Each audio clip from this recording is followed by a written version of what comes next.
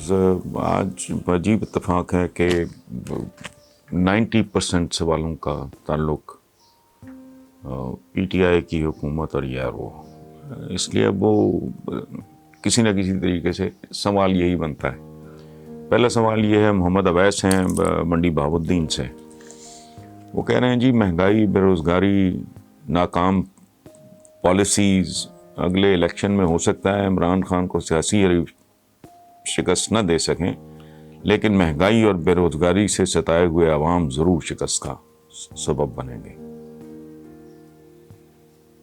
تو کیا آپ سمجھتے ہیں کہ عمران خان اپنی ناکام پالیسیز کی وجہ سے ہی ہاتھ دھو بیٹھیں گے؟ اچھا، اب یہ عجیب و غریب قسم کی ویسا صورتحال ہے۔ میرا چونکہ بیک گراؤنڈ ہے، میری فارمل ایجوکیشن ہے اکنامکس کی، میں جو ہو رہا ہے بہت برا ہو رہا ہے، اس میں کوئی شک نہیں ہے۔ گورننس کی پے در پے ناکامیاں ہیں، اس میں کوئی شک نہیں ہے۔ مہنگائی، غربت، بے روزگاری، بیکاری، یہ سب کچھ اپنے عروج پہ ہے، مس مینجمنٹ اپنے سب کچھ ہے۔ لیکن بنیادی طور پہ میں پہلے بھی عرض کر چکا ہوں، میں اور یہ جانتا ہوں کہ اس بات کا اثر نہیں ہوگا، چونکہ بھوک کی ڈکٹیشن جو ہے وہ ٹالی نہیں جا سکتی۔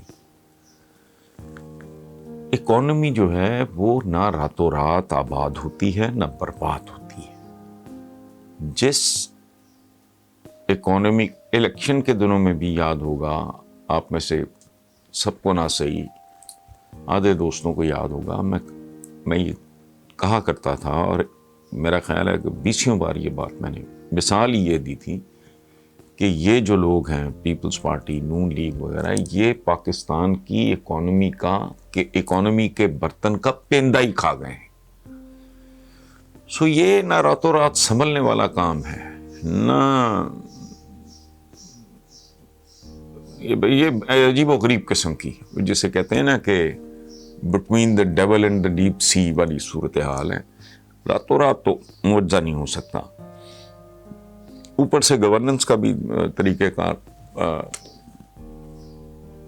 ظاہر ہے میچور لوگوں کی ٹیم ہے جن کا کوئی ایکسپوئر، کوئی تجربہ نہیں تھا، یہ راتوں رات سنبھلنے والا کام ہے ہی نہیں۔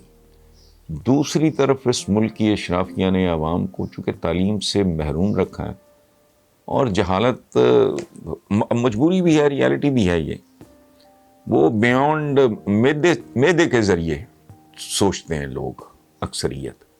تو جو بات آپ کر رہے ہیں کہ عوام شکست کا، تو ظاہر ہے ان کا وہ تو لمبا چوڑا حساب کتاب نہیں۔ کسی بھی حکومت کی پرفارمنس کے بارے میں ہم جیسے ملکوں کے عوام جو ہیں وہ کسی بندے کی نہیں سنتے، وہ اپنے چولہے اور چولہے پہ دھری خالی ہنڈیا کی سنتے ہیں۔ سو جو آپ کہہ رہے ہیں، زیادہ تر امکانات اسی بات کے ہیں، خدشہ بھی اسی بات کا ہے، اور موجوں کا تو زمانہ نہیں ہے۔ اس لیے بڑا ریلکٹنٹلی میں آپ کے ساتھ ایگری کرنے پہ مجبور ہوں، اور کوئی دوسری صورت نہیں ہے۔ اچھا، اب اگلا سوال ہے عاصم منصور صاحب ہیں کراچی سے، اب وہ بھی یہی سوال ہے بیسیکلی جو محمد اویس صاحب کا تھا۔ وہ کہہ رہے ہیں جی ملک میں چینی نہیں مل رہی، حکومتی احکامات کو دکانداروں نے ہوا میں اڑا دیا، عام آدمی کے لیے چینی 100 روپے کلو تک فروخت ہو رہی ہے، یوٹیلیٹی سٹورز پر چینی ملتی نہیں، ملے بھی تو 2 کلو سے زیادہ نہیں ملتی۔ اس حوالے سے میرے ذہن میں ایک لطیفہ آیا ہے، اور وہ یہ کہ شوگر جیسے موذی مرض کو جڑ سے اکھاڑنے کے لیے عمران خان نے ملک بھر میں چینی کی سپلائی روک کر شوگر فری پاکستان بنانے کا عزم کیا ہے۔ اس حسین اقدام پر آپ کیا کہیں گے عاصم منصور صاحب؟ میں نے کیا کہنا ہے، جو کہنا تھا وہ آپ نے کہہ دیا ہے۔ اب باقی سوال جواد اکبر صاحب ہیں گجرات سے، انہوں نے اپنے طریقے سے بات یہی کی ہے کہ بھی عمران خان نے پودا لگایا، اور جب وہ جوان ہو کے پھل دینے لگا تو اب وہ کلہاڑی لے کے تحریک انصاف کے بارے میں بات کر رہے ہیں، تو وہی بات کر رہے ہیں۔ اب فیضان رحیم ہیں جوہر آباد سے، وہ اس بات کو ریڈیکیول کر رہے ہیں کہ جی خود کس طرح سڑکوں پہ گاڑی چلا کے مختلف مقامات کا دورہ، اس سے کیا فرق پڑ جائے گا، اور یہ بڑی سطحی قسم کی گورننس کا۔ محمود حسین چوبرجی سے ہیں، تو وہ انہوں نے بھی بیسیکلی یہی بات کی ہے کہ جی عمران خان اور تحریک انصاف نے شریف چور زرداری چور کے نعرے لگا لگا کے ملکی سیاسی منظرنامہ تبدیل کرنے کی کوشش کی، لیکن بیسیکلی تو یہاں کوئی تبدیلی نہیں آئی۔ وہ دونوں پارٹیز اپنی اپنی جگہ پہ اسی طرح قائم ہیں، اور یہ میلٹ ہوتی جا رہی ہے پی ٹی آئی دن بدن۔ انہوں نے مثال دی ہے جیسے یہ، بلکہ میرے ہی انہوں نے ایک جملے کا حوالہ دیا ہے کہ جون جولائی میں جیسے برف کا بلاک سڑک پہ رکھ دیا جائے تو وہ دیکھتے دیکھتے نظروں سے اجل ہو جاتا ہے، وہ برف پگھلتی جاتی ہے، پتہ نہیں چلتا کہ پگھل رہی ہے آدھے پونے گھنٹے بعد میں۔ تو اسی طرح کی صورتحال ہے، ان سب کا میں کیا جواب دوں گا۔ پنجاب فوڈ اتھارٹی قائم کی اور پھر اس کی پرفارمنس سامنے آئی، میں نے بہت کھل کے اس کی تعریف کی، اور اس فوڈ اتھارٹی کو بہت سراہا میں نے کہ یہ لوگوں کو صاف ستھری پاکیزہ غیر ملاوٹ شدہ خوراک دے رہے ہیں، اور لوگوں کے اندر اس بات کا شعور پیدا ہو رہا ہے۔ پھر اسی طرح ان کا پلان تھا ایک کچن گارڈننگ کا، اس پہ انہوں نے بہت زیادہ زور نہیں لگایا چونکہ اس میں تالی نہیں بچتی تھی۔ اچھا، دوسری طرف یہ اورنج ٹرین اور یہ میٹرو شیٹرو، میں ان کے خلاف تھا اور اب بھی خلاف ہوں۔ یہ چیزیں بری نہیں ہیں، چیزیں بہت اچھی ہیں، پریورٹیز ہوتی ہیں۔ Priority number 1، if you are living in a rented house، تو کیا پریورٹی نمبر 1 ہوگی بھی پہلے گھر کا کرایہ دو، بچوں کی فیس دو، کو کچن کا بندوبست کرو۔